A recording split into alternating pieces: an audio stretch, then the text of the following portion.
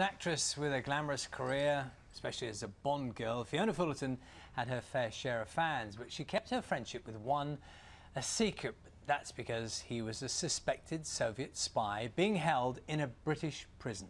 Yes, having first written a letter to her in the 70s, prisoner Anthony Alexandrovich never imagined that Fiona would respond.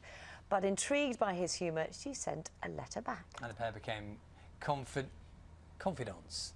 Confidence is the word. And That's the one, Charlie. Yes. I was just checking out, I was reading the right word there. But tell us, it is an extraordinary tale because this is very early on in your career. You're a very glamorous actress and you get a letter.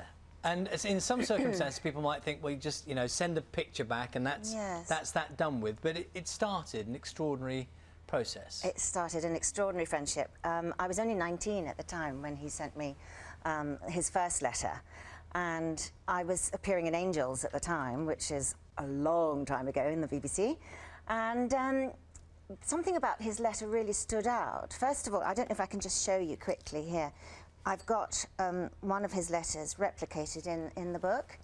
He has the most extraordinary, tiny handwriting. Do you want me to hold that up while you chat? It's really tiny, but he's also got the most wonderful, wicked sense of humour.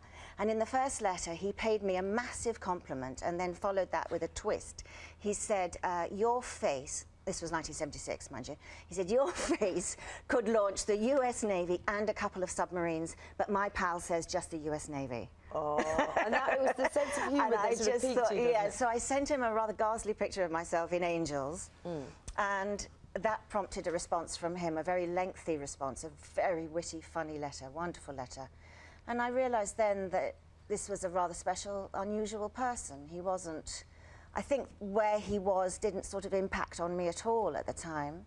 I just thought he was a very clever, knowledgeable, wise, wonderful person. And then sort of follows, and it's all in the book, all this series of letters over many years that you and he wrote.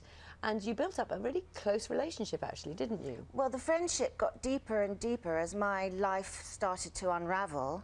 I was married in 1976, and then, sadly, a couple of years later, it all started to go pear-shaped. And I was one of those people who always was putting on a sort of sunny facade to pretend that everything was okay. And in the media, we were being portrayed very much as a sort of golden couple at the time, in the late 70s, and I was incredibly lonely and unhappy. So I treated him very much as a confidant, and I wrote these letters that were quite heartbreaking in a way, because I was able to tell him things that I couldn't tell my friends. We need probably to just take us through who he was and why he was. That when you first met him, he was actually in jail for life, wasn't he? And that took a while for you to find out exactly what had happened. He, I have to say, in this book, we've got some quite unusual pictures of him, but I mean, that's what he looks like now. But I don't know if you can see that. But when he was first sentenced in 1971, he was 18 years old. It was the height of the Cold War. I think Britain, well, the government was rather twitchy about our relations with Russia. After a series of very unfortunate events and coincidences, he found himself in the wrong place at the wrong time, basically. I mean, he did have a history of petty theft, but as a result of being photographed outside the Russian embassy with a diplomat who was subsequently expelled, 104 Russian diplomats were expelled 2 weeks before Alex was arrested.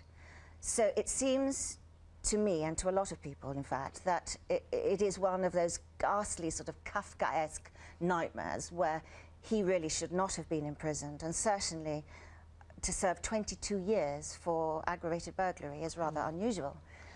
So one of the reasons for writing the book was to raise awareness of his case, of the miscarriage of justice.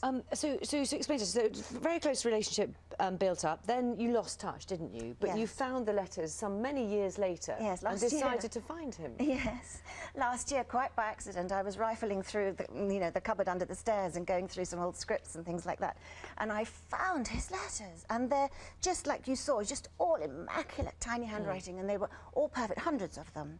And I started to reread them, and it's quite interesting. I don't know if you've ever had that experience of rereading something that you've written over 30 years ago, and how extraordinary it was, my letters and his letters. And I think, you know, with the privilege of hindsight and with age and wisdom now, I was able to appreciate how beautiful these letters were and how extraordinary our friendship had become. And I think I kind of underestimated how special it was. So I really wanted to find out if he was still alive, if he was okay. Well, and without wishing to give away everything that's in the book, I mean, there is an end to the story, if you like, in as much as you did meet. Yes, there's a very happy ending. We met last year in May 2011, having never met before. Having never met before. I didn't even know what he looked like. And the correspondence had faded in the 80s.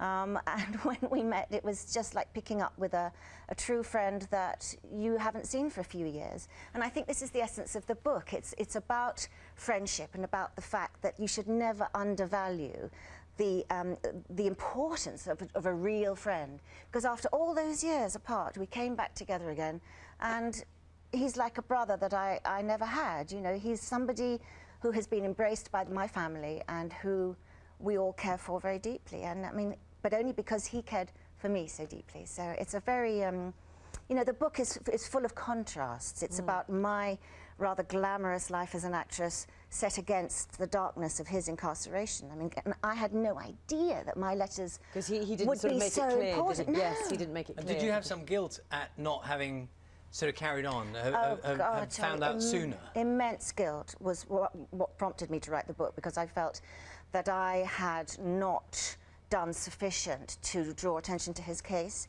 that I should have used my fame in the 80s to maybe to do something a bit more positive. And when I found these letters and promptly burst into tears, I just thought, gosh, that, you know, I wish I'd done something more at the time. And so now, you know, better late than never, I've come to his aid, and he's got a better quality of life, and hopefully his case will be reopened and we'll have some kind of closure. It is an intriguing story. Thank you so much, Fiona. Thank you. Thank you. It's lovely to see you. Thank you very much. Dear Fiona, Letters from a Suspected Soviet Spy is on sale from September the 10th.